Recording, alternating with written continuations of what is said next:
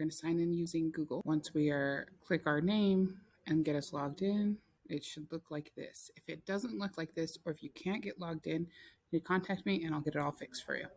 Here we have building passes. We're going to start on the top and move over. We have building passes, so you can see how many students are currently out of our total. The limit of 12 is student-created passes, so students need to go to the bathroom and stuff like that. If you have an emergency or you're sending a student to another teacher, this won't stop you, but it will stop them.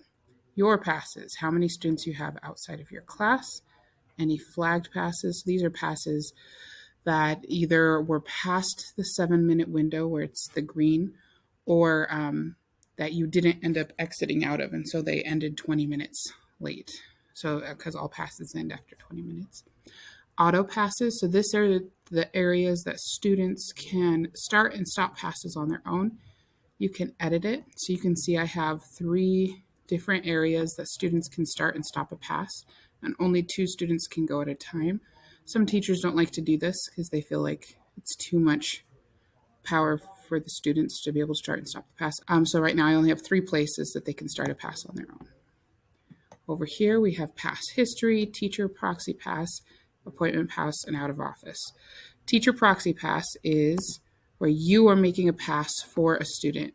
You only use this if you're sending them to the counseling office, to the office, or to another teacher. So you'd search the student name and you'd say, where do I want them to go? You want to keep this pre-approved checked, and then click submit and the pass will go active. The student's version is pretty similar to this. They just choose where they're at, where they want to go, and give a reason, and then it will show up in your dashboard. Once a student has made the pass, you're going to see that it comes to you and says, hey, are you going to approve this? So if you click approval, then it will go to the next teacher, or it will say that they have permission to go somewhere else. Today's appointments, if you have an appointment set up by somebody else, it will show here, and it will just ask for you to check that you've noticed it. If you don't check it, it will still go into your passes and look like a pass when it's time for the student to leave. So they can remind you, and you can check and see if they're leaving at the right time. Students should be making passes on their own if they need to go to the restroom, because it limits their passes and tells you how many they have had that day.